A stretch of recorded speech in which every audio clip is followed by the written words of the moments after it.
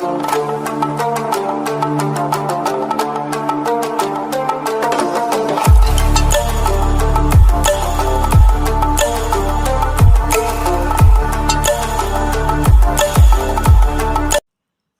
Viewers and welcome back to my channel. Guys, आज मैं जिस ड्रामे की एक्सप्लेनेशन स्टार्ट करने लगी हूँ वो है हम सबका all time favourite love O2O। आज मैं इसकी एपिसोड नंबर 1 की स्टोरी एक्सप्लेनेशन पर वीडियो बना रही हूँ। अगर आपको मेरी ये वीडियो पसंद आए तो प्लीज़ मेरे चैनल को सब्सक्राइब करना मत भूलें। Thank you. तो गाइस, ड्रामा स्टार्ट होते ही हमें एक जायंट मॉन्स्टर दिखता है जो कि एक ऑनलाइन मल्टी रोल गेम में 2 प्लेयर्स का पीछा कर रहा होता है।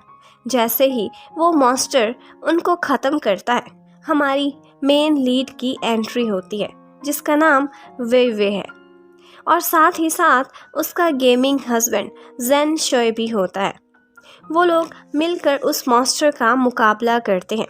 वे उसे डिस्ट्रैक्ट करती है जबकि जेंग शोए उस पर पीछे से अटैक करता है और उनकी टीम वर्क की वजह से वो मॉन्स्टर गेम में हार जाता है। उसके हारते ही दोनों डेड प्लेयर्स निनी और रेस्पॉन फिर से जिंदा हो जाते हैं।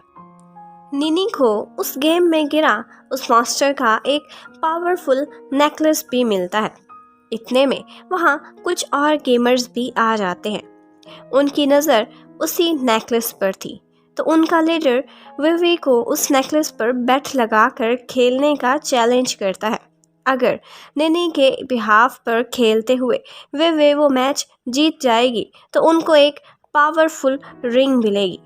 विवी निनी के कहने पर उस चैलेंज को एक्सेप्ट कर लेती है। फिर जेन और वे बाद में अकेले में बातें कर रहे होते हैं। जेन का कहना था कि हमारी शादी हुए 6 महीने गुजर गए हैं। उसे गिला था कि वे उसे जेंग की बजाय हनी कहकर बुलाया करे।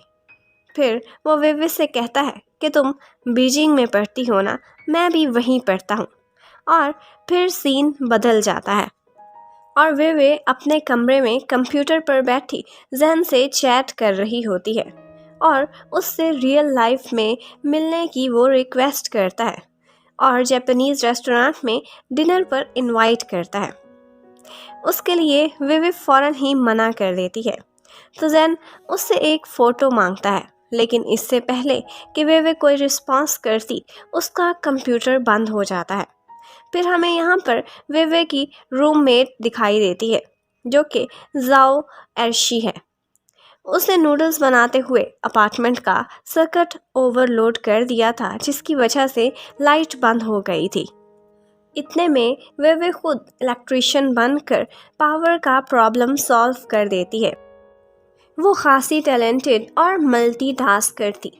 इसी बात पर अर्शी उसे कहती है कि इसीलिए हम इंजीनियर्स और कंप्यूटर साइंस वाली गर्ल्स को जल्दी बॉयफ्रेंड नहीं मिल सकते क्योंकि हम अपने सारे छोटे मोटे काम खुद ही कर लेते हैं। तो वे कहती है कि तुम्हें पता है आज तुम्हारी वजह से पावर बंद हुई है और मेरे अचानक से ऑफलाइन हो जाने पर मेरा कितना इमेज भी ख़राब हुआ है। फिर वो उससे ये भी जिक्र करती है कि जेन ने मुझसे मेरी फ़ोटोज़ मांगी हैं। ये सुनकर अर्शी एक्साइटेड हो जाती है, लेकिन वे का कहना था कि मैं गेम को गेम ही रखना चाहती हूँ और उसे रियल लाइफ में नहीं मिलूँगी। इन्हीं बातों के साथ साथ वो अपना लैपटॉप ऑन करने की कोशिश करती है, लेकिन फिर अर्शी उसे डरते डरते बताती है कि कल मेरे से तुम्हारा लैपटॉप गिर गया था, शायद इसीलिए ख़राब हो गया है।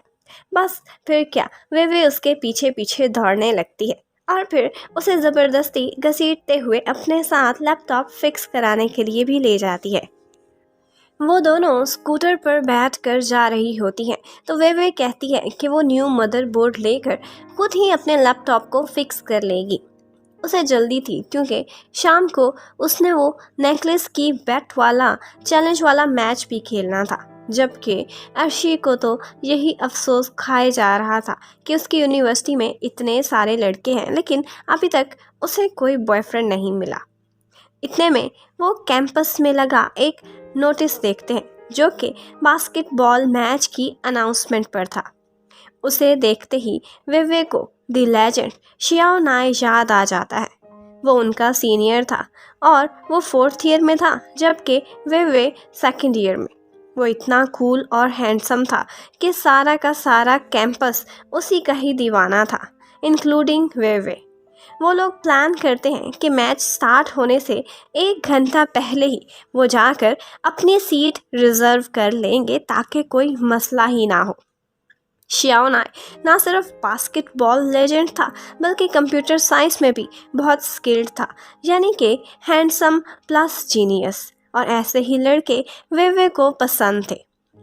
फिर हमें कंप्यूटर स्टोर पर खड़ी कैंपस की ब्यूटी क्वीन जिरान को और उसकी एक चमची नाना को दिखाते हैं।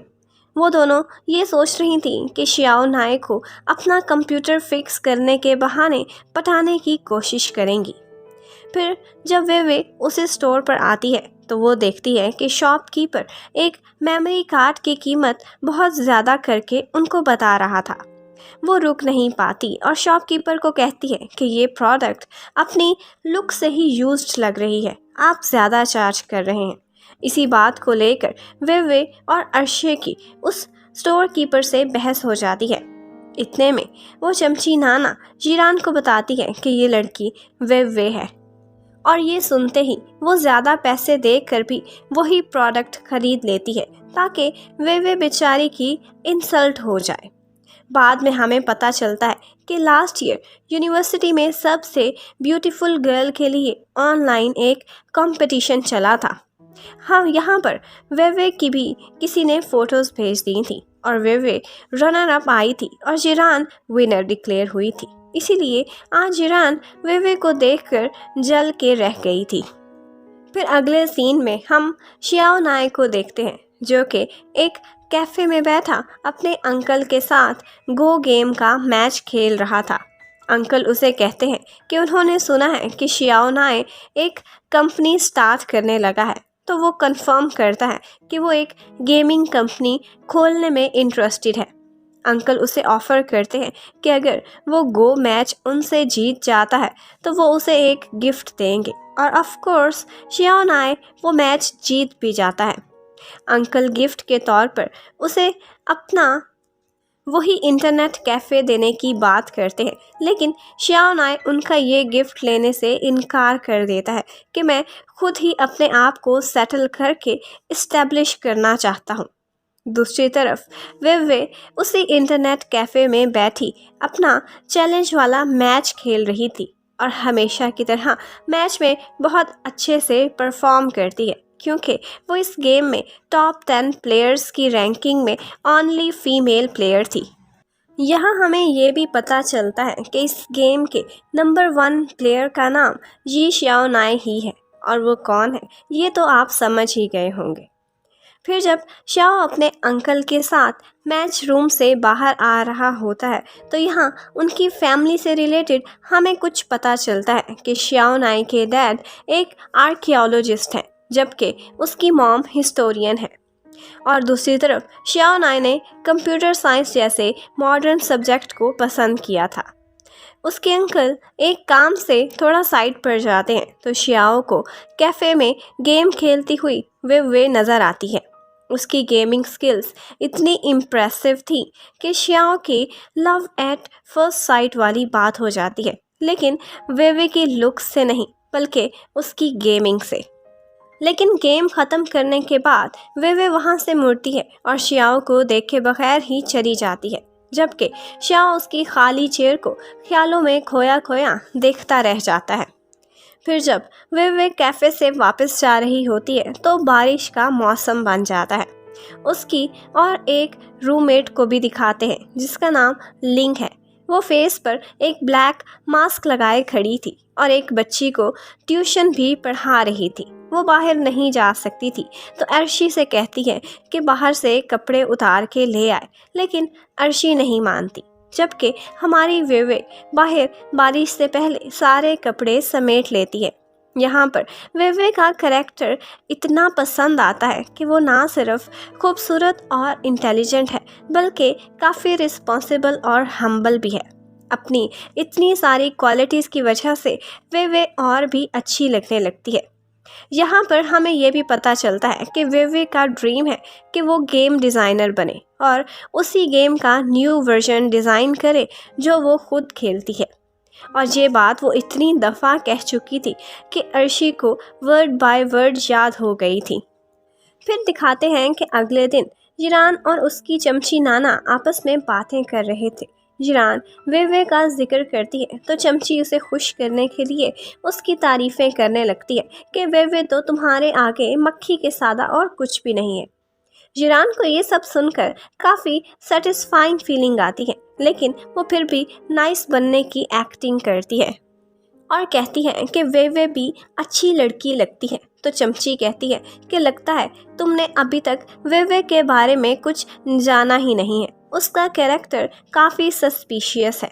यहाँ एक और स्टूडेंट काओ गुआंग को दिखाते हैं। सुना है कि उसने वे की एक लग्जरी कार से निकलते हुए फ़ोटो बना ली थी, जिसकी वजह से नाना को लगता था कि उसने शायद किसी बुढ़े अमीर को फंसाया हुआ होगा या फिर कोई इनडिसेंट सीक्रेट है जो लोगों को नहीं पता। उधर वे अब अपना कंप्यूटर फिक्स कर चुकी थी और फुल एक्शन से अपनी गेम खेल रही थी। एक गेम में वो एक बड़े से रेड डीमन मेंढक को हराती है और उस गेम के बाद उसे एक पॉपअप नोटिफिकेशन मिलता है कि उसका RPG हस्बैंड उससे 3 लाइफ स्टोन्स के पास मिलकर डिवोर्स देना चाहता है। वे भी मान जाती है और फिर वहां जाकर उन लोगों की ऑनलाइन डिवोर्स की प्रॉपर सेरेमनी होती है और वो दोनों एक टीयर ड्रॉप निकलता है जिसे पीने के बाद उनकी डिवोर्स हो जाती है। डिवोर्स के बाद ज़ेन एलिमनी के तौर पर उसे एक स्ट्रॉन्ग वेपन देना चाहता था, लेकिन हमारी स्ट्रॉन्ग और इंडिपेंडेंट वुमन वे उसको ऐसी किसी भी चीज़ की कोई ज़रूरत नहीं थी। फिर वे एक जगह कुछ हर्ब्स को इकट्ठा कर रही होती है तो उसकी फ्रेंड नीनी वहाँ आती है और उसे बताती है कि ज़ेन एक और प्लेयर गर्ल जाओ जाओ से शादी करने जा रहा है।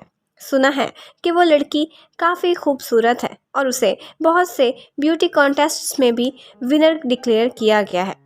जबकि वे के बारे में गेमिंग की दुनिया में ये अफवाहें फैल चुकी थीं कि वो इतनी हाई रैंक होने के बावजूद अपना फेस रिवील नहीं करती, तो यकीनन शायद ये कोई शीमेल भी हो सकती है। ये सुनकर वे काफ़ी हैरान होती है। इतने में थोड़ी देर बाद उसी गेम में ज़ेन और याओ याओ की शादी अनाउंस हो जाती है। सारे लोग उनकी वेडिंग सेरेमनी अटेंड करने के लिए जाते हैं। वे को गेम छोड़कर अचानक से वॉशरूम जाना पड़ता है और गेम में वे अब चुपचाप एक ब्रिज के ऊपर खड़ी रहती है, जिसकी वजह से सारों को लगता है कि वो बेचारी ज़ेन की दूसरी शादी की वजह से अपसेट होकर खड़ी है और उसका दिल टूट गया है। इसीलिए वो कोई रिस्पॉन्स भी नहीं कर रही। उसके पास मैसेजेस का ढेर लग जाता है, जबकि वे बेचारी तो टॉयलेट में बैठी अपनी स्ट्रगल कर रही थी। फिर जब वो गेम में वापस आती है तो ऐसा अजीब सा माहौल बना देखकर कवर करने के लिए वहीं पर ही ब्रिज पर बैठ जाती है और अपनी इकट्ठी की हुई हर्ब्स को बेचने में लग जाती है। सारे लोगों की तवज्जो उसी की तरफ हो जाती है और वेडिंग सेरेमनी वो लोग भूल ही जाते हैं। जैसे ही उसकी बेचने वाली हर्ब्स ख़त्म होती हैं, सारे लोग वहाँ से जाने लगते हैं। जब वे भी एंड पर वहाँ से जाने लगती है तो उसको कोई आवाज़ देकर रोक लेता है। तो जब वो मुड़कर देखती है तो ब्रिज के नीचे वाइट ड्रेस में एक हैंडसम लड़का खड़ा हुआ था और यही है गेम का टॉप प्लेयर जी शियाओ। वे नंबर 1 प्लेयर को अपने पास देखकर बहुत खुश हो जाती है और जल्दी से नीचे जाती है। जी शियाओ उससे पूछता है कि शादी का फंक्शन कैसा रहा था, तो वे कहती है कि वेरी ग्रैंड। तो आगे से ये शियाओ कहता है कि क्या तुम इससे भी ज़्यादा शानदार वेडिंग सेरेमनी चाहती हो तो मेरे साथ शादी कर लो। वे इसी बात पर हैरान खड़ी होती है कि ड्रामे की पहली एपिसोड ख़त्म हो जाती है। Thank you for watching, stay connected, good bye.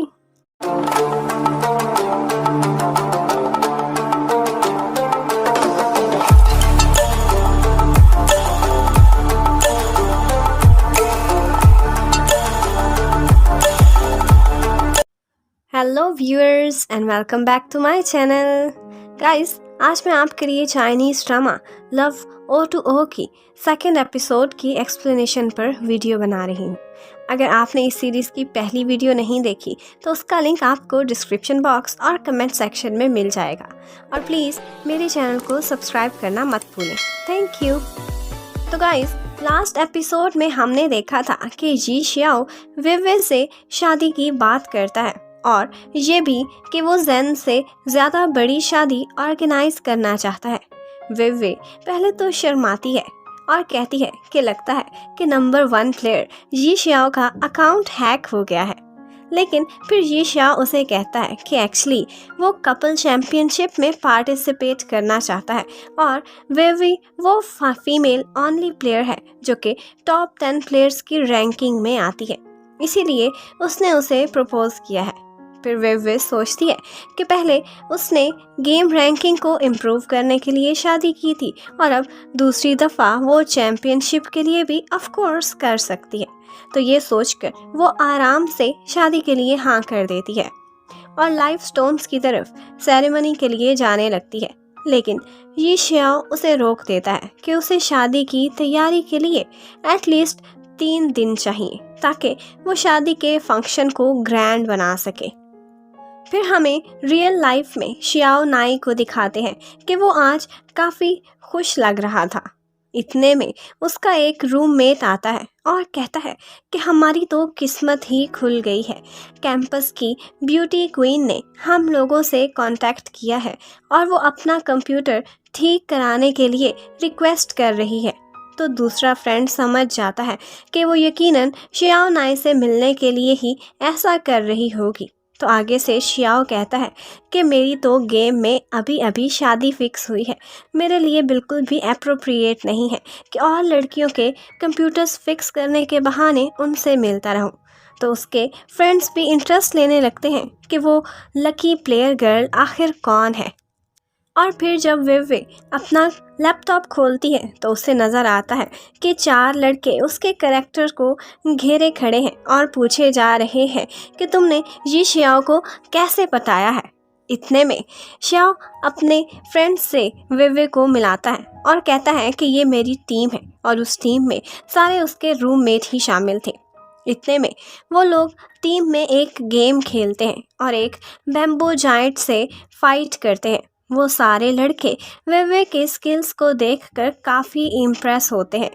उस मैच के ख़त्म होने के बाद जब एक प्लेयर विवे की काफ़ी तारीफ़ करता है तो उसकी जगह जी शियाओ उसको थैंक्स करता है, जिस पर उसके फ्रेंड्स हैरान होते हैं और सोचने लगते हैं कि मामला काफ़ी सीरियस लगने लगा है। उसके बाद शियाओ नाई अपने फ्रेंड्स को परसों की शादी की डेट अनाउंस करता है। तो वो लोग उसे याद कराते हैं कि उस दिन तो तुमने कुछ और काम भी करने हैं। विवे डेट चेंज करने का कहती है, लेकिन शियाओ कहता है कि नहीं, ये दिन बहुत शुभ होने वाला है। फिर वो शुभ दिन आ जाता है और उस दिन विवे क्लास में बैठी दिल ही दिल में खुश हो रही होती है। उसकी फ्रेंड आकर उसे याद कराती है कि आज उन्होंने लेजेंड का बास्केटबॉल मैच भी देखने जाना है। तो विवे एक्चुअली अपनी गेमिंग में वेडिंग को लेकर थोड़ी एक्साइटेड थी। वो मना करना चाहती थी लेकिन उसकी रूममेट बहुत ज़िद करती रहती है और फिर इवेंचुअली उसे भी मानना पड़ता है। दूसरी तरफ शियाओ नाई एक कॉन्फ्रेंस में जाने के लिए रेडी होकर जा रहा होता है, जबकि ये सारी फ्रेंड्स मिलकर बास्केटबॉल कोर्ट में 3 घंटे पहले ही सीट रखने के लिए चली जाती हैं। लेकिन वहाँ ऑलरेडी शियाओ की दीवानी गर्ल्स का रश लगा हुआ था। वहाँ पर लिंग के बॉयफ्रेंड से, जो कि खुद भी बास्केटबॉल प्लेयर था, उनको पता चलता है कि शायद आज के मैच में शियाओ नहीं खेलने आएगा क्योंकि वो और कामों में बिजी है। ये सुनकर वो गर्ल्स वहाँ से जाने लगती हैं क्योंकि अब तो सीट्स रिजर्व करने की ज़रूरत भी नहीं थी। फिर जाने के बाद वो लोग एंड मैच के स्टार्ट होने के टाइम पर वापस आते हैं। वो लोग देखते हैं कि वहाँ पर अब ज़्यादातर सीट्स खाली ही पड़ी थी। वहाँ एक प्लेयर आकर विवे को बाहर आउटिंग पर जाने के लिए इनवाइट करता है, लेकिन विवे बहुत खूबसूरती से और बड़े पोलाइटली उसे मना कर देती है। एक्चुअली उसे लड़कों को रिजेक्ट करने का बड़ा पुराना एक्सपीरियंस था। इतने में मैच स्टार्ट हो जाता है और वो लोग काफ़ी इंजॉय करते हैं और फोटोज़ भी लेते हैं। उधर श्याओ की प्रेजेंटेशन बहुत अच्छी जाती है और इन्वेस्टर्स को उसके आइडियाज़ अपीलिंग लगते हैं। उनमें से एक ज़ेनजी टेक्नोलॉजी नाम की कंपनी उसके साथ एक मीटिंग के लिए भी वो लोग डिसाइड कर लेते हैं। फिर अगले सीन में रात हो जाती है और दोनों लीड्स को दिखाते हैं कि वो जल्दी जल्दी शादी के लिए अपने अपने कंप्यूटर पर बैठ जाते हैं। जी श्याओ ने बहुत ज़्यादा लोगों को इनवाइट किया हुआ था और वीवी को इतनी ग्रैंड सेरेमनी देखकर लगता है कि इन सब गेस्ट्स को रेड पैकेट बांटते बांटते वो अपने सारे पैसे ही ख़त्म कर बैठेगा। फिर जी श्याओ वेवे को शादी का गिफ्ट भी देता है। पहले तो वेवे मना करती है, लेकिन ये श्याओ कहता है कि चैम्पियनशिप में उनको इस हथियार की ज़रूरत होगी और बदले में वेवे भी उसे अपनी डाउरी दिखाती है और फिर वो लोग अपनी वोस पढ़ने लगते हैं और फिर उनकी शादी हो जाती है। श्याओ नाई से ज़्यादा उसके फ्रेंड्स एक्साइटेड थे, ऐसे कि जैसे श्याओ की असल में ही शादी होने वाली हो। फिर ये श्याओ अपनी ब्राइड को लेकर वहाँ से जा रहा होता है और काफ़ी सारे गेमर्स भी उनके साथ साथ होते हैं। लेकिन गेमिंग की दुनिया में बहुत से लोग ऐसे भी थे जो उनकी शादी को विटनेस कर रहे थे, लेकिन उनको गुड विशेस देने की बजाय गॉसिप्स में लगे हुए थे।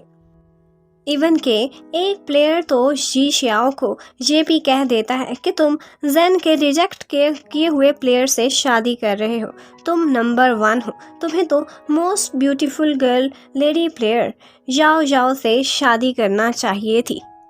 वे लोगों की गॉसिप्स सुनने के बाद श्याओ से पूछती है कि क्या तुमने याओ याओ के साथ भी कभी खेला है। तो वो बताता है कि हाँ, एक मिशन पर उसे टीम में से किसी ने इनवाइट कर लिया था। श्याओ को उसकी गेमिंग बिल्कुल भी पसंद नहीं आई थी और वहीं पर ही उसे टीम से भी निकाल दिया था। वेडिंग सेरेमनी ख़त्म होने के बाद अब सुहाग रात की बारी थी और गेमिंग में ऑब्वियसली वो यही था कि उन्होंने प्राइवेट चैट करना थी। वो दोनों गेम में hot air balloon ride enjoy करते हैं, क्वालिटी टाइम स्पेंड करते हैं और इकट्ठे वक्त गुजारते हैं। फिर वे कुछ हर्ब्स इकट्ठी करती है और पास ही जी श्याओ बैठा एक म्यूजिकल इंस्ट्रूमेंट बजा रहा होता है और फिर जी श्याओ ऊपर उड़ता है और एक फूल तोड़कर लाता है और वहीं पर ही अपनी न्यूली वेड वेवे को प्रेजेंट करता है। इतने में अनाउंस होता है कि उनका कपल क्वेस्ट कंप्लीट हो गया है और श्याओ अपने कंप्यूटर पर बैठा काफ़ी खुश नज़र आता है कि जैसे उसे गेमिंग में अपना राइट पार्टनर मिल गया हो। फिर अगले दिन लंच पर अर्शी एक फोरम पर एक गर्ल की फ़ोटो देखती है जिस पर फेस ब्लर किया हुआ था और उसके बारे में बहुत बुरी बुरी सी बातें भी कही हुई थी। वे देखकर पहचान जाती है कि ये तो उसी की फ़ोटो है। उस दिन उसे किसी स्टूडेंट की मॉम ने वापस ड्रॉप किया था। उस टाइम लाइब्रेरी में श्याओ को भी दिखाते हैं कि वो भी दूसरे स्टूडेंट्स को इसी पोस्ट के बारे में बातें करते हुए सुन लेता है और फोटो देखते ही वो जान जाता है कि ये तो वे है, क्योंकि उसने उस दिन इंटरनेट कैफ़े में भी वही बैग पहना हुआ था। फिर वे अपने कमरे में आकर परेशान बैठी होती है, लेकिन वो अपनी कंप्यूटर साइंस स्किल्स के थ्रू उस यूज़र को ट्रैक कर लेती है जिसने ये फ़ोटोज़ पोस्ट की थी। ये काओ गुआंग था जो कि फॉरेन लैंग्वेज डिपार्टमेंट का टॉपर था। वे उससे बात करने के लिए फॉरेन लैंग्वेज डिपार्टमेंट के लिए निकल जाती है। फिर वे काओ गुआंग को ढूंढती है और उसे कहती है कि मैं तुम्हें सबक सिखाने के लिए आई हूँ कि तुम दुनिया को कितनी गलत नज़र से देखते हो। और वह उसे बताती है कि मैं उस दिन कोई गलत काम करके नहीं बल्कि अपने एक स्टूडेंट को ट्यूशन पढ़ा कर वापस आई थी और वो महंगी गाड़ी उसी स्टूडेंट की मॉम की थी। काओ गुआंग मानने से इनकार कर देता है और वहाँ से जाने लगता है, तो वे उसे रोकती है और उस स्टूडेंट की कॉन्टैक्ट इन्फॉर्मेशन दे देती है कि चाहो तो तुम भी उसकी ट्यूटरशिप के लिए अप्लाई कर लो और उसी लग्जरी गाड़ी में तुम्हें भी बैठने का मौका मिल जाएगा। और फिर वो देखता है कि एड्रेस के साथ साथ उस बच्चे की अपनी गाड़ी के साथ फ़ोटो भी उसके पास मौजूद थी।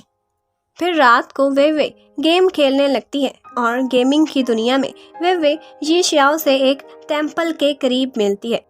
वहाँ जी श्याओ ने उसी रेड हेडेड गेमर को पकड़कर चेन से बांध के रखा हुआ था जिसने शादी के टाइम पर वे के खिलाफ बकवास की थी। फिर जी श्याओ के कहने पर वे सज़ा के तौर पर उस पर अटैक करती है, लेकिन अपना वीकेस्ट वेपन यूज़ करती है। फिर वे जी श्याओ को साइड पर ले जाकर पूछती है कि ये यहाँ क्यों खड़ा हुआ है, लॉग आउट क्यों नहीं हो रहा। तो जी श्याओ कहता है कि उसने उसे ऐसा फंसाया है कि ये जब भी लॉग इन होगा तो इसी चेन क्वेस्ट से इसे गुजरना पड़ेगा। वे ये सुनकर काफ़ी खुश होती है। इतने में श्याओ नाई को एक कॉल आ जाती है और वे भी कोई काम करने में लग जाती है और वो दोनों अपनी गेम को ऑटो पर लगा कर चले जाते हैं। इतने में पीछे गेम चलती रहती है और वहाँ जाओ जाओ के कुछ फ्रेंड्स आकर देखती हैं। वो रेड हेडेड उन्हीं का ही एक फ्रेंड था। वो लोग गेमिंग में तो इस कपल को हरा नहीं सकते थे, इसलिए रिस्क नहीं लेते, लेकिन जी श्याओ के अगेंस्ट प्रोपेगेंडा स्टार्ट कर देते हैं कि वो वीक प्लेयर को टॉर्चर कर रहा है। वे पहले गेम में वापस आ जाती है और वो ये सब देखकर जी श्याओ को डिफेंड करती है और उनको वहाँ से जाने को कहती है। इतने में जी श्याओ भी गेम में वापस ऑनलाइन हो जाता है और वे का साथ देने लगता है और यहीं पर ही ड्रामे की एपिसोड नंबर 2 ख़त्म हो जाती है। Thank you for watching, stay connected, good bye.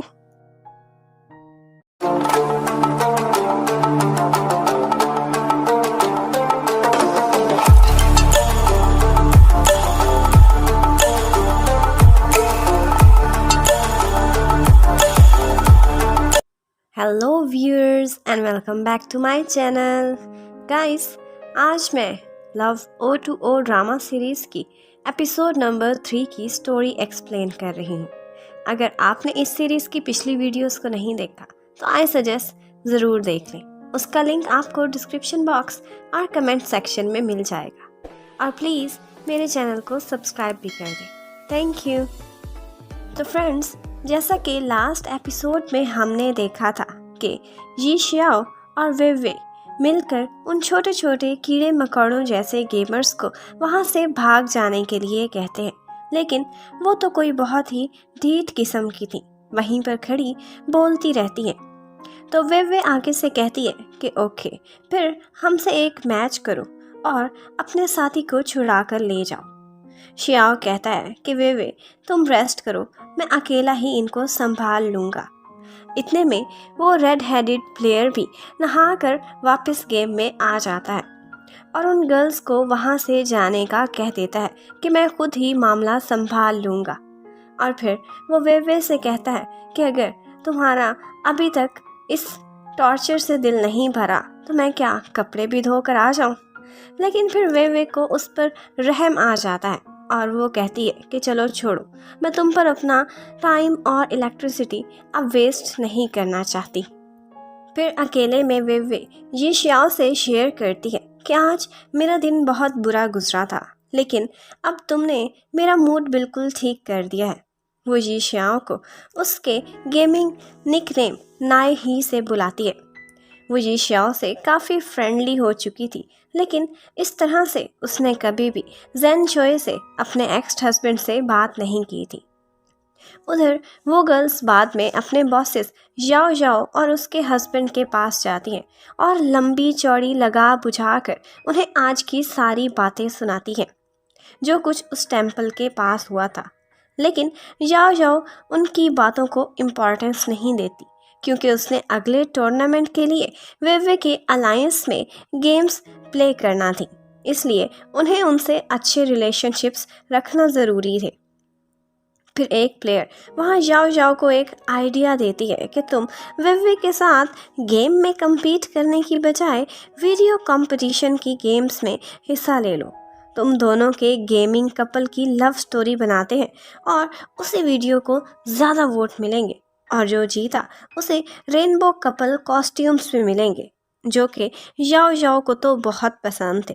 लेकिन जैन को ये आइडिया अच्छा नहीं लगता, वो मना कर देता है। और फिर वो ये बताकर लॉग आउट कर जाता है कि उसने आज अपनी कज़न के साथ डिनर पर जाना है। उधर स्कूल का सीन दिखाते हैं कि नाना चमची और जीरान खड़ी टेढ़े मेढ़े फेस बना रही थी, क्योंकि उनकी इतनी सारी एफर्ट्स करने के बावजूद भी श्याओ नहीं आया था, बल्कि उसने एक फ्रेंड को उनका कंप्यूटर फिक्स करने के लिए भेज दिया था। काम ख़त्म करने के बाद वो चमची उससे पूछती है कि श्याओ को पता था ना कि ये कंप्यूटर जीरान का है, वो फिर भी खुद क्यों नहीं आया। तो आगे से वो सीधा सा जवाब दे देता है कि ये सब मुझे कैसे पता होगा। फिर बाद में जीरान नाना पर आकर सारा गुस्सा निकालती है कि अब तो सारों को पता चल गया होगा कि मैं श्याओ को पसंद करती हूँ। लेकिन नाना उसे तसल्ली देती है कि कोई बात नहीं, श्याओ को एन टाइम पर कोई काम आ गया होगा, वरना तुम जैसी सुंदर लड़की को कौन इग्नोर कर सकता है। फिर वो लोग जीरान के एक रिच कज़न के साथ डिनर पर जाने का प्लान बनाते हैं। ये कज़न वही गेम वाला वेवी का एक्स हस्बैंड जेन था। रियल में उसका नाम जेन शाओशिंग था। वहाँ डिनर पर जेन जीरान को सैड देखता है तो वो समझ जाता है कि इसे यकीनन कोई लड़का पसंद आ गया है और वो उसे मिल नहीं रहा। फिर नाना भी यही बताती है कि एक्चुअली वो लड़का कंप्यूटर साइंस डिपार्टमेंट का है, उसका नाम शियाओ नाओ है, जिस पर जीरान का क्रश है। तो यहाँ जेन कहता है कि इस लड़के को तो मैं जानता हूँ, उसके फ्रेंड्स ने कुछ साथ मिलकर एक जी नाम की एक छोटी सी गेमिंग कंपनी खोली हुई है। जेन के डैड वही कंपनी खरीदना चाहते थे, क्योंकि स्टूडेंट्स होने की वजह से वो उनको काफ़ी सस्ती पड़ सकती थी। ये सुनकर नाना और जीरान के शैतानी दिमाग में एक प्लान आ जाता है और वो जेन से रिक्वेस्ट करने लगती हैं कि जीरान को अंकल की कंपनी में इंटर्नी रख लें, ताकि कल को उसे शियाओ के कोलीग बनकर उसके करीब आने का मौका मिल जाए। माय गुडनेस, ये जीरान कोई सख्त किस्म की चिपकू लड़की है।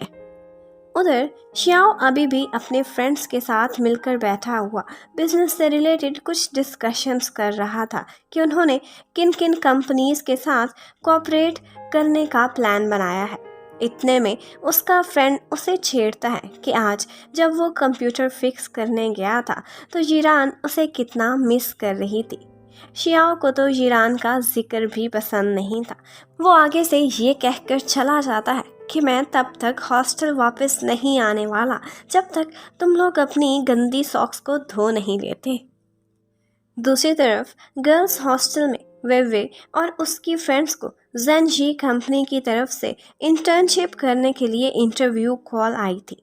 वो सारी ही बहुत खुश थी। थैंक्स टू अर्शी, उसने अपने साथ साथ सभी की सीवी उधर सेंड कर दी थी। और सबसे मज़े की बात यह है कि ये इंटरव्यू उसी दिन होना था जिस दिन श्याओ ने भी जेनजी कंपनी मीटिंग के लिए जाना था। और उससे भी ज़्यादा इंटरेस्टिंग ये है कि ये वही कंपनी होती है जहाँ जेन के डैड और जीरान के अंकल सीईओ हैं। उधर जीरान शियाओ की खातिर अब अपने अंकल की असिस्टेंट बनकर वहाँ इंटर्नशिप कर रही थी। फिर शियाओ की वहाँ मीटिंग का टाइम हो जाता है और जीरान उसी टाइम चाय सर्व करने के लिए बहाने से आती है। फ्रेंड तो उसे देखकर वहाँ पर हैरान रह जाता है, लेकिन शियाओ वाकई लेजेंड होता है।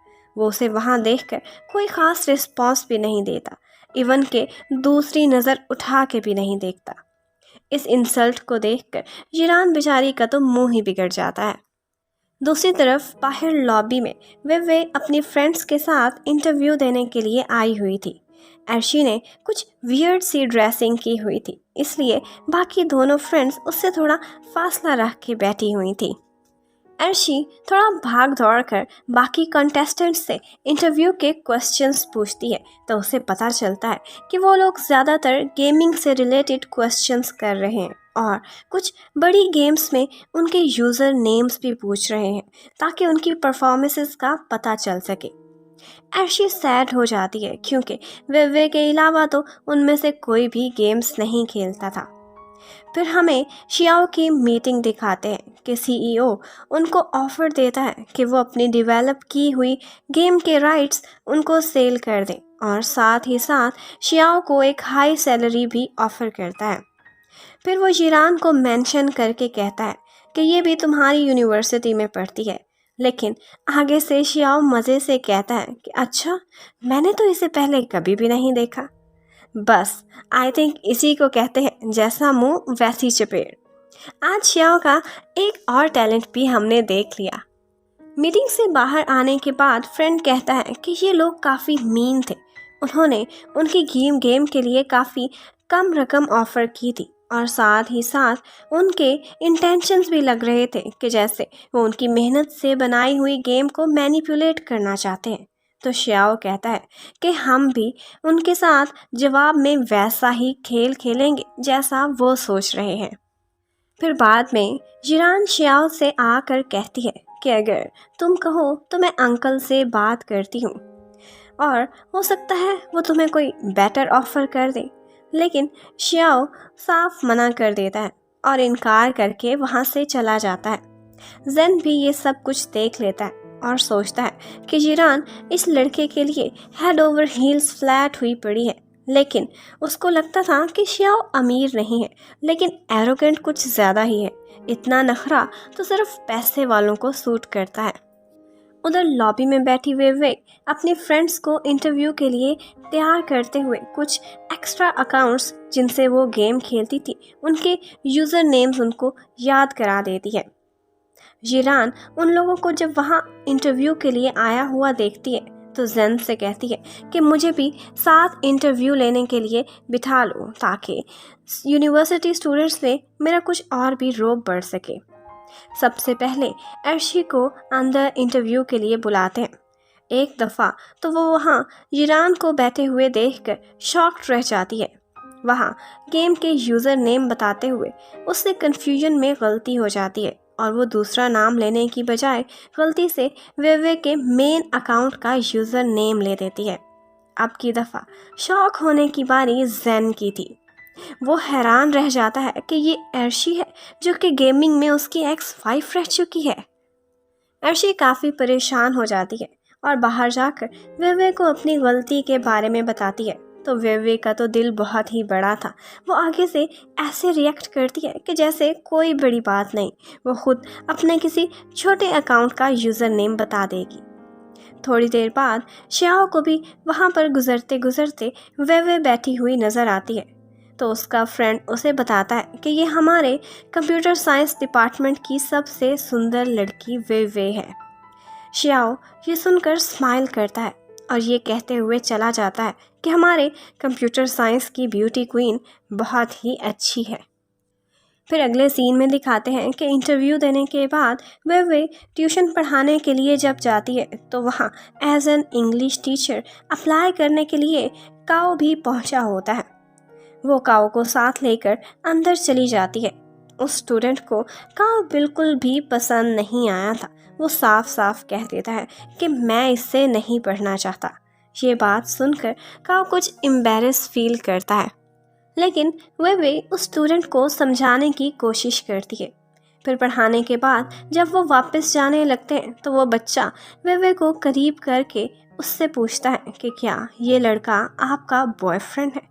लेकिन वे का जवाब सुनकर फिर उसे तसल्ली हो जाती है और वे उसे ये भी कहती है कि अगर ये तुम्हें अच्छा नहीं लगा तो अगर कभी ये मुझ में इंटरेस्टेड हुआ, मुझे प्रपोज किया, तो मैं इसे साफ रिजेक्ट कर दूंगी। उस स्टूडेंट ने अपने माइंड में वे के लिए एक बॉयफ्रेंड का इमेज भी बनाया हुआ था और फिर वो शियाओ की एक फ़ोटो निकाल कर कहता है कि आपका बॉयफ्रेंड इस जैसा दिखना चाहिए। तो वे उसे बताती है कि ये लड़का मेरी यूनिवर्सिटी का लेजेंड है, मेरी पहुंच से बहुत दूर है, इसे मैं सिर्फ दूर से ही देख सकती हूँ।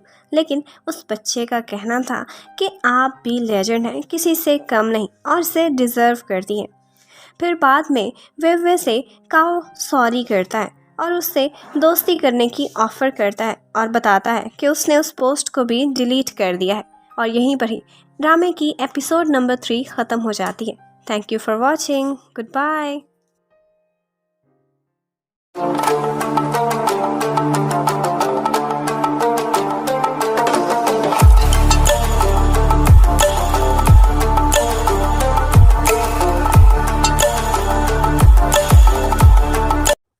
Hello viewers and welcome back to my channel. Friends, आज मैं लव O2O ड्रामा सीरीज़ के एपिसोड नंबर 4 की स्टोरी एक्सप्लेन करने जा रही हूँ। अगर आपने इस सीरीज़ की पिछली वीडियोस को नहीं देखा तो उसका लिंक आपको डिस्क्रिप्शन बॉक्स और कमेंट सेक्शन में मिल जाएगा। और प्लीज़ मेरे चैनल को सब्सक्राइब करना मत भूलें। Thank you. तो फ्रेंड्स, एपिसोड नंबर 4 के स्टार्ट में वे काओ को माफ़ कर देती है और उसे आइंदा एहतियात करने का कहती है। फिर हमें वे के स्टूडेंट यांग का बैकग्राउंड दिखाते हैं। उस बच्चे ने एक कार एक्सीडेंट में अपने डैड और अपने पैर दोनों को खो दिया था। यांग की मॉम ने वे को हायर किया था ताकि उनके बेटे की गेमिंग एडिक्शन को वो कंट्रोल करना चाहती थी। वे बहुत ही रिस्पॉन्सिबल लड़की थी। उसने यांग से दोस्ती करके उसका दिल जीत लिया था। वे एक गेमिंग डिज़ाइनर बनना चाहती थी और यांग भी वे की तरह इसी फील्ड में इंटरेस्ट रखता था। फिर काओ वे की बातें सुनकर उसकी यूनिक पर्सनैलिटी से बहुत इम्प्रेस हो जाता है और कुछ ऐसा भी लगने लगता है कि जैसे वो वे में इंटरेस्ट लेने लगा है। फिर वे जब हॉस्टल वापस आती है तो वो देखती है कि अर्शी अपनी गेमिंग स्किल्स को इम्प्रूव करने के लिए प्रैक्टिस कर रही है। फिर वे अपने कंप्यूटर से लॉगिन होकर देखती है कि जेन और याओ याओ ने वीडियो कॉन्टेस्ट के लिए एंट्री की है और वो क्यूरियस होकर उनकी लव स्टोरी पर बनी वीडियो को देखने लग जाती है, जिसमें याओ याओ और जेन को उनके दुश्मनों ने घेरा हुआ था। उनके फ्रेंड्स उनके दुश्मनों का रोल प्ले कर रहे थे। फिर उसी फाइट के बीच जेन याओ याओ को कैरी करके कोई स्पेशल सी मूव परफॉर्म करता है और सारे दुश्मनों को गोल्डन एरो से मार देता है। याओ याओ फिर फिल्मी डायलॉग की तरह उसे कहती है कि हमें सिर्फ मौत ही अलग कर सकती है। तो आगे से जेन माचो बनकर उसे कहता है कि मैं तुम्हें नहीं खो सकता, चलो अभी हीलर के पास चलते हैं। इतने में जंगल से एक लड़की वे की एक्टिंग करती हुई वहां आती है। उसका हुलिया बिल्कुल अर्शी जैसा था, क्योंकि जेन को यही लगता था ना कि अर्शी ही रियल लाइफ में वे है। वो वे को एक लूजर जैसा प्रिटेंड करते हैं कि जैसे वो उन दोनों से जेलस होती है कि जेन ने उसे छोड़कर याओ याओ को क्यों चूज किया है।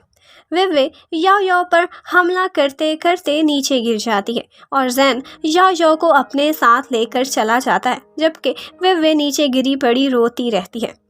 उनकी ऐसी छोटी हरकत और थर्ड क्लास ओवर एक्टिंग को देखकर वे का मूड काफ़ी ख़राब हो जाता है।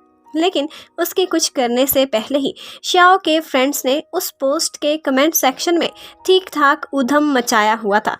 वो वे की बैक पर फुल सपोर्ट कर रहे थे। वो लोग श्याओ को भी इन्फॉर्म कर देते हैं और वो कहता है कि वो अभी हॉस्टल आ रहा है। और ये सुनकर वो तीनों फ्रेंड्स अपनी गंदी सॉक्स धोने के लिए जल्दी भाग जाते हैं। श्याओ की टीम अपनी भाभी की इस इंसल्ट पर काफ़ी ज़्यादा तपी हुई थी, लेकिन श्याओ बिल्कुल काम बैठा हुआ था और वो उनसे कहता है कि जोश से नहीं बल्कि होश से हम ज़रूर बदला लेंगे। फिर अगले सीन में दिखाते हैं कि वे जॉगिंग करने के लिए गई हुई है और वहाँ काओ भी उसे ज्वाइन कर लेता है और उसे अपने साथ डिनर पर भी इनवाइट करता है और ऑब्वियसली वे मना कर देती है। वो उससे पूछता है कि तुम्हारा कोई बॉयफ्रेंड है, तो वे कहती है कि ना तो है और ना ही मैं कोई बनाना चाहती हूँ। ये कहती हुई वो चली जाती है। इतने में उसे थोड़ी देर बाद श्याओ भी वहीं जॉगिंग करता हुआ दिखाई देता है और वो एकदम से ठहर सी जाती है। उन दोनों का एक लम्हे के लिए आई कांटेक्ट होता है और वे बेचारी इतना नर्वस हो जाती है कि उल्टी डायरेक्शन में जॉगिंग करने लग जाती है। How cute. फिर अगले सीन में दिखाते हैं कि एक दिन अर्शी क्लास में लेट हो जाने की वजह से चोरी जाकर लेक्चर में बैठ जाती है, लेकिन वो देखती है कि उसकी सीट पर पहले से ही काओ बैठा हुआ था। वो दोनों एक दूसरे से लड़ने लग जाते हैं और इसी वजह से प्रोफेसर की नज़रों में भी आ जाते हैं। फिर अर्शी खामोशी से साथ वाली सीट पर जाकर बैठने लगती है, लेकिन वो सीट तो बिल्कुल टूटी हुई थी। वो कोशिश करती है लेकिन बार बार चेयर से स्लाइड होती रहती है। तो वो चेयर को बिल्कुल ही उठकर तोड़ देती है कि एटलीस्ट स्लाइड तो रुके। फिर काओ उसका मजाक उड़ाता है कि पहले वो स्लाइड ले रही थी और अब किसी मंकी की तरह एक डंडे पर बैठी हुई है। ये सुनकर अर्शी को काफ़ी गुस्सा आता है और वो एकदम से काओ को किक मार के नीचे गिरा देती है और वो दोनों सारी क्लास के सामने लड़ने लग जाते हैं। लेकिन उनका टीचर उनको चुप करा देता है। अगर उसकी जगह हमारे टीचर होते तो यकीनन मुर्गा बना देते। फिर शाम को वे जब गेम में जाती है तो वो देखती है कि यी शियाओ ने जेन को एक कंपटीशन के लिए चैलेंज किया हुआ है और वो भी मुकाबले की जगह पर चली जाती है। उसे पता चलता है कि यी शियाओ ने जेन को ऐसी फेवरेबल टर्म्स के साथ चैलेंज किया था कि अगर वो इनकार करता तो गेमिंग की दुनिया में उसकी नाक कट जाती। यी शियाओ मज़े से बैठा अब जेन के आने का वेट कर रहा था और अपनी इज्जत बचाने की खातिर जेन को भी ये चैलेंज एक्सेप्ट करना पड़ता है। इतने में उनकी गेम स्टार्ट हो जाती है एंड थोड़ी फाइट के बाद ऑफ कोर्स एज एक्सपेक्टेड जेन बुरी तरह से गेम हार जाता है। उसके साथ ही काफ़ी चटर पटर इल्ज़ाम लगाने की कोशिश करते हैं कि ये शियाओ ने चीटिंग की है, लेकिन उसने अपनी सारी टर्म्स को फॉलो किया हुआ था।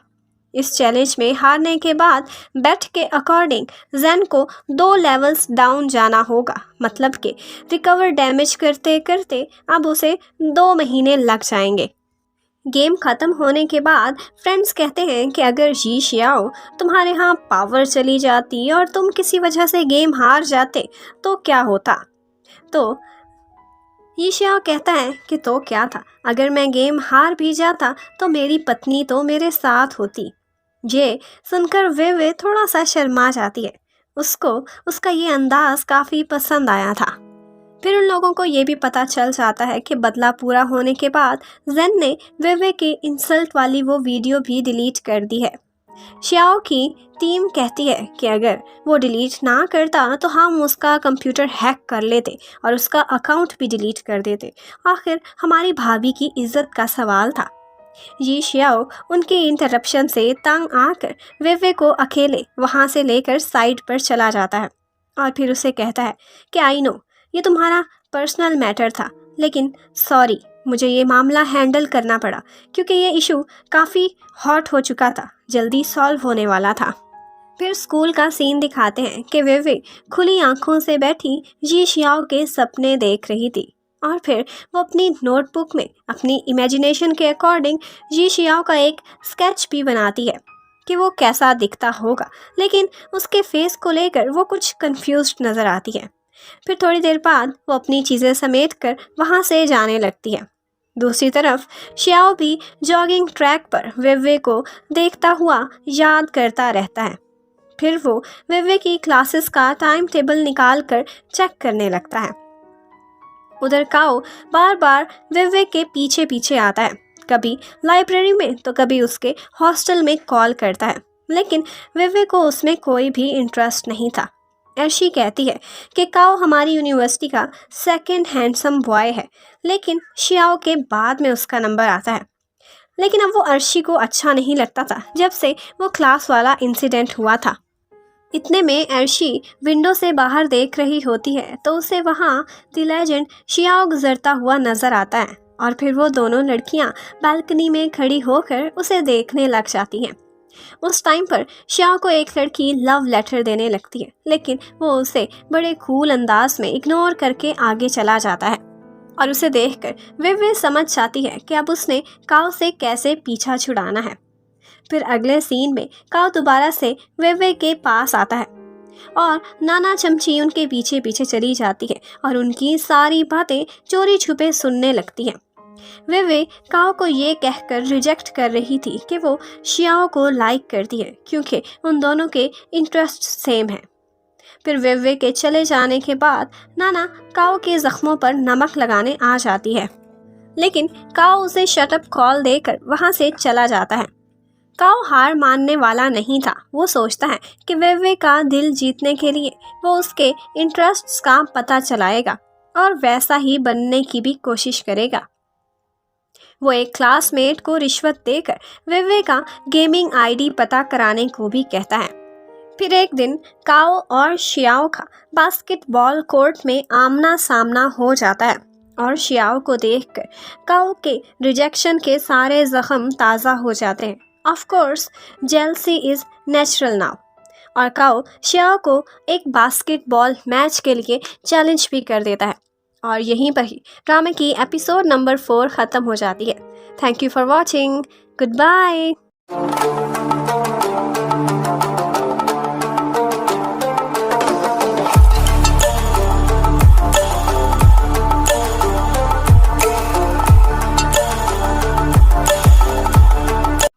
हाय guys and welcome back to my channel. Friends, आज मैं वीडियो बना रही हूँ लव O2O ड्रामा सीरीज़ की एपिसोड नंबर 5 की स्टोरी एक्सप्लेनेशन पर। अगर आपने इस सीरीज़ की पिछली वीडियोस को नहीं देखा तो उसका लिंक आपको डिस्क्रिप्शन बॉक्स और कमेंट सेक्शन में भी मिल जाएगा। और please subscribe my channel. Thank you. तो गाइस, इस एपिसोड के स्टार्ट में काओ शियाओ को 1-on-1 बास्केटबॉल मैच के लिए चैलेंज कर देता है।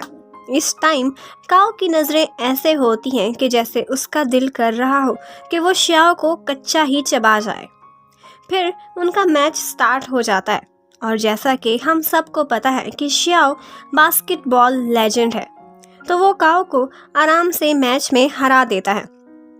जब वो वहाँ से जाने लगता है तो एक फ्रेंड जो कि लिंग का बॉयफ्रेंड था, वो कहता है कि काओ वेवे में इंटरेस्टेड है और शायद उसी को इम्प्रेस करने के लिए कंप्यूटर साइंस वालों से मैच कर रहा है। तो शियाओ जाने से रुक जाता है और कहता है कि पहले तो मैं बहुत प्यार से खेला था। अब वो उसे दोबारा से मैच के लिए चैलेंज करता है। वो दोनों वेवे को जहन में रखकर मैच खेलते हैं और शियाओ उसके हाथ बॉल आने ही नहीं देता और काओ को बुरी तरह धूल चटा देता है। फिर हमें गर्ल्स हॉस्टल का सीन दिखाते हैं कि वहाँ पर वेवे यी शियाओ के मैसेज पर एक गेम के लिए ऑनलाइन होती है। वहाँ वो लोग पहले एक गेम खेलते हैं और वो गेम जीतने के बाद वो लोग डिस्कशन करने लगते हैं कि उन्हें भी वीडियो कंपटीशन के लिए कोई वीडियो बनाने के बारे में सोचना चाहिए। वेवे अपनी वीडियो स्टोरी के लिए रोमियो जूलियट का थीम आइडिया देती है और फिर कहती है कि एक म्यूजिशियन जो कि बहुत पीसफुल है, वो किसी वादी में एक डाकू लड़की से मुलाकात करता है। वो डाकू रानी उसे किडनैप कर लेती है और उसका काफ़ी अच्छा ख्याल रखती है। उसे उस म्यूजिशियन से प्यार हो गया था। फिर वो लड़की उसे बताती है कि वो डाकुओं की फैमिली में उसका जन्म हुआ था और बचपन से ही उसे चोरी करना और चीट करना ही सिखाया गया है, लेकिन अब उसका दिल करता है कि वो एक अच्छी और पीसफुल ज़िंदगी गुजारे। म्यूजिशियन उसकी रियलिटी सुनकर खुश नहीं था, तो डाकू रानी उसे छोड़कर आज़ाद कर देती है, लेकिन फिर उसकी सेफ्टी की खातिर खामोशी से उसके पीछे पीछे चलती रहती है। उस म्यूजिशियन पर रास्ते में एक डीमन अटैक करता है, तो वो उससे लड़ती है और उसे बचा लेती है। फिर म्यूजिशियन को एक वार से बचाते हुए वो खुद भी काफ़ी घायल हो जाती है, लेकिन म्यूजिशियन को अब उसका सच्चा प्यार समझ में आ गया था, तो वो दोनों शादी कर लेते हैं। लेकिन उनकी हंसी खुशी रहने के दिन सिर्फ कुछ ही टाइम के थे, क्योंकि कुछ लोग एक दिन उनके गांव पर हमला कर देते हैं और डाकू रानी को भी कैद करना चाहते हैं। वो उनसे लड़ती है और उन सारे सिपाहियों को मार देती है, लेकिन बाद में म्यूजिशियन खुद ही आगे बढ़ता है और डाकू रानी को मार देता है, क्योंकि वो सारे उसी के ही आदमी थे और वो भेस बदल के वहाँ आया हुआ था।